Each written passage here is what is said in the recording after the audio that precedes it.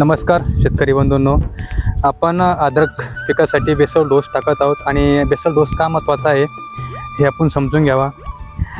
Basal dose मध्ये कारण की जे जमिनीत मातीमध्ये मिसळून दिले जाणारे खत किंवा डोस त्याला आपण बेसल डोस म्हणतो। म्हणजे लागवडीच्या अगोदर किंवा लागवडीच्या जे दिले जाणारे मातीमध्ये मिसळून जाणारे खत त्याला आपण बेसल डोस म्हणतो। तर आपण याच्यामध्ये घेतलेले आहेत भूमिरत्नाच्या 3 बॅग 1 एकरसाठी। हे किती अर्धा एकरचं आहे का? अर्धा एकर आहे का? 1 एकर डोससाठी 3 भूमिरत्नाच्या बॅग। याच्यामध्ये आपलं सेंद्रिय ऑर्गॅनिक खत आहे। त्याच्यानंतर कॉम्बी किट 53 किलोची कॉम्बी किट आणि 40 किलोची नीम पावडर म्हणून आपलं प्रोडक्ट आहे। आणि नीमकेक गोल्ड हे आपण ऑप्शनला ठेवलेलं आहे। एक किंवा शेतकरी एक तर हे यूज करू शकता किंवा नीमकेक गोल्ड यूज करू शकता, दोघांपैकी एक। आणि एकरी याचा डोस आहे नीम पावडरचा 4 बॅग प्रति एकर, कॉम्बी किटचा 1 53 किलोची बॅग आणि भूमिरत्नाच्या 4 बॅग, अशा आपण एकरी डोस वापरतो। एक आपण बघूया।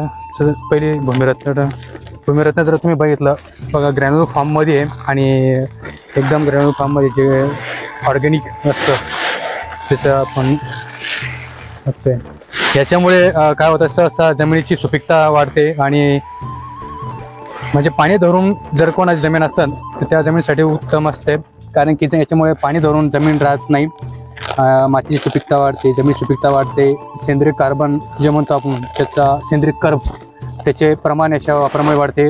1 मिनिट आता हे बघा, नीम पावडर एकदम ओरिजिनल नीम पावडर। याच्यामध्ये तुम्ही जर घ्यायचा वास देखील याचा येतो। तर हे एक त्याच्यामध्ये टाका। नीम पावडरचं मिक्स करताना एक काळजी घ्यायची, शक्यतो ओलं राहणार नाही याची काळजी घ्यायची। कोरडा याच्यामध्ये शक्यतो आपण बेसल डोस मिक्स करायचा।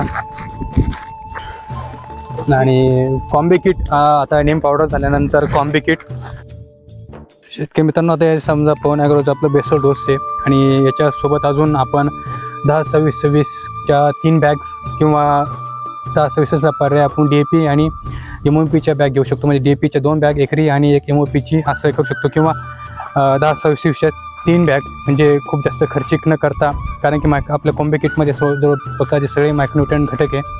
मग जसं पिकाला लागलं, जसं अवेलेबल लागेल तसं तुम्ही दुसरा आणि त्याचा डोस करू शकता। शक्यतो पोटॅशियम आणि फॉस्फरस पुरत हे शक्यतो आपण बेसल डोसमध्ये दिले पाहिजे।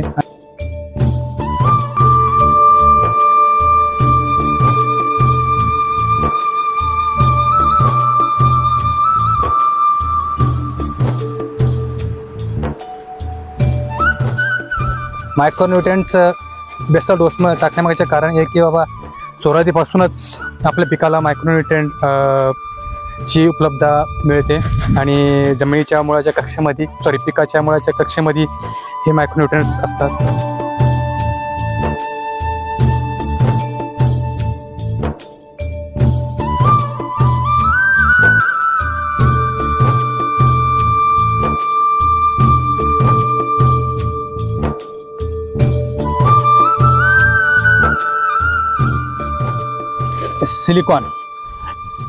सिलिकॉन सहसा शेतकरी सिलिकॉन बेसल डोसमध्ये यूज करत नाही। सिलिकॉन यूज केल्यामुळे काय होतं, म्हणजे शेतकरी मित्रांनो, जर पिकामध्ये